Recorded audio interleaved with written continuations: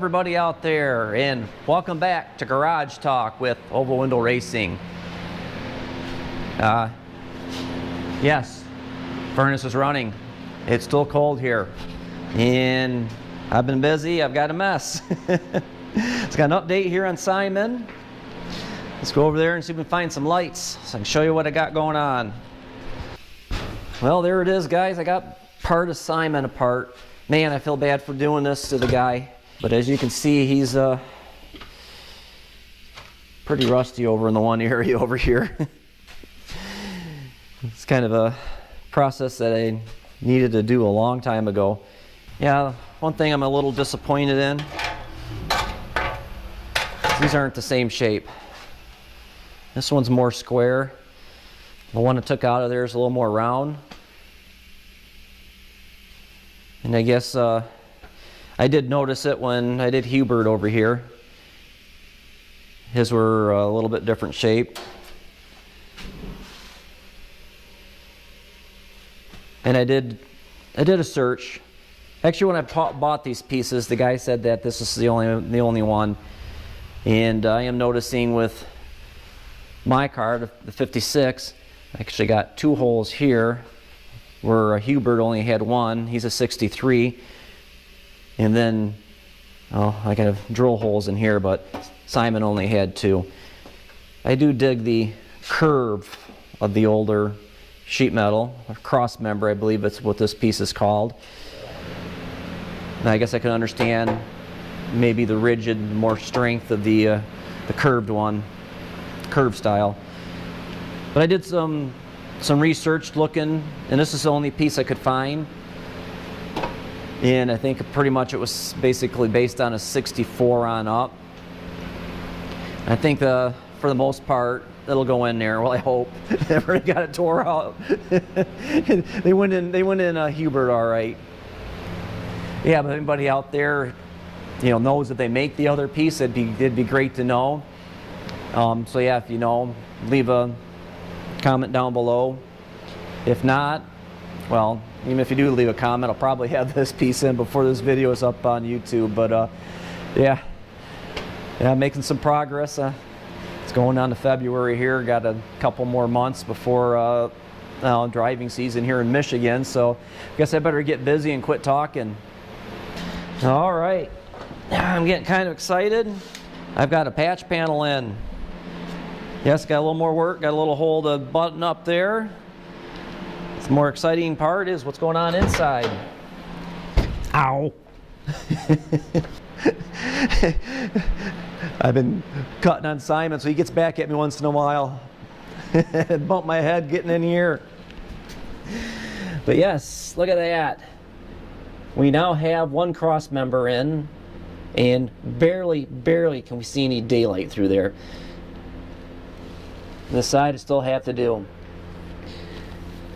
And yes, my welds aren't the greatest. Actually, down there doesn't look too bad, but I was hoping that'd look a little cleaner. I'm gonna have to put some seam sealer or some type of body sealer on there anyways, and rear seat will be over top of it. So the only person that'll know is well, you and me. Made the trip up to Jim Green's and picked my heads back up, and now you can see I got new stainless steel exhaust valve, old stainless steel intake valve, and they're both 40 millimeters. This one does look a tad smaller than that one, but hopefully it's just an optical illusion. But yeah, I can't wait to try these suckers out. And another thing I scored while I was up there is I found some connecting rods here. H-beam connecting rods. They're a tad bit shorter than what I was running. Well, I'll show you. Running here, you see that, but they are, this one's actually an MP55, 5.5 inches. These here are 5.394, so basically they're a 5.4. They'll be a little over 100 thousandths shorter, and I'm hoping, since I had to have these things fly cut, I'm hoping to gain a little bit of piston to deck height. Basically the deck surface, call the head, and I'm hoping be able to run the compression a little lower or not so high. I won't know where I'll be at till I get the pistons and cylinders in and get them mounted up and mocked up and measured to see where I am at for deck height. But I want to be somewhere between 8 to 1, 9 to 1. I'm thinking about running 9 to 1 because I do want to run E85, but we'll see. We'll see where everything mocks up at. I don't know what brand these are. The one other reason I kind of want to change these out is what I'm running in the engine case is a mix-match set of rods. They are not really balanced. Something when I put this engine together. I think I said it in a past video that I kind of built this engine as like a sweep the floor engine, kind of just parts I had lying around. Plus I wanted to experiment a little bit, and I just kind of wanted to see what would happen if I did run a mismatched set of rods where they weren't balanced. And so far the engine seemed to run really well, but we got to take it apart and see how the case looks and see if it's been pounded out or not. The other nice thing with these rods is they did come with bearings, and they were basically just bolted and mocked up. Engine was never run, but I don't think I'm gonna be able to run these. I did buy a brand new set of Mahle standards because my crank has not been turned yet, so it's still a standard crank.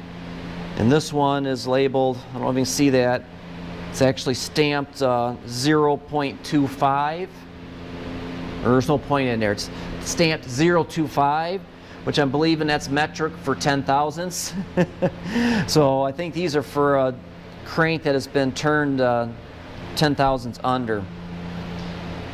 So good thing I bought these. Anyways, probably should have let you guys go. So yeah, as always, keep shifting those gears. We'll see you later.